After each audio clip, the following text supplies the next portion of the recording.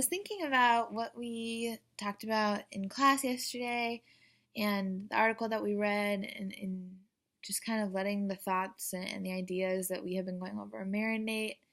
Um, and when thinking about what I want to talk about in this video, I just realized that something that um, I have just given very little thought to is how like connected my sexuality is to like my spirituality, and how good I am at like divorcing the two of them. Um,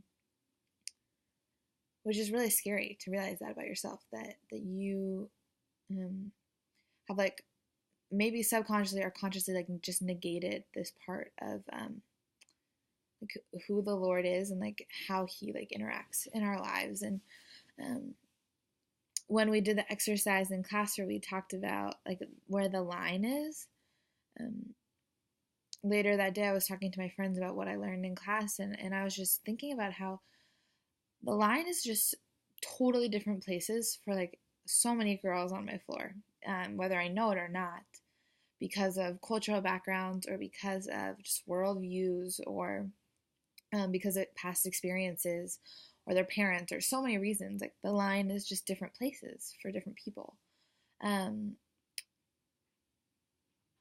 which I think kind of made me scared, but I think it also was a really good wake up call because it made me realize that my own like story of how I developed my sexuality or my own story of what I believe to be within the bounds of a Christian relationship um, is not universal at all. And um, if I believe it to be that, then I am just doing a disservice to the people around me because I have just a very narrow view. Um, yeah, and so I appreciated that yesterday, that we just spent time talking about um, how different people could have different understandings of what that looks like. And then I also really appreciated the two readings that we did, both the article um, that was the chapter, or not the article, but well, the article and then the chapters out of the book. Um, and I actually really liked the chapters out of the book. There was like very mixed reviews all around the group, but I really liked just how she kind of pushed the limits a little bit, and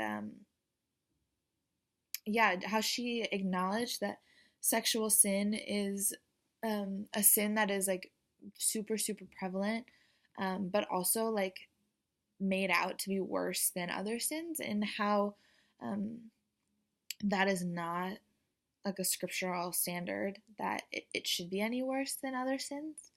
Um, and I think that we as broken people sometimes need to be reminded that like we are healed in Jesus, and we are saved and forgiven and redeemed.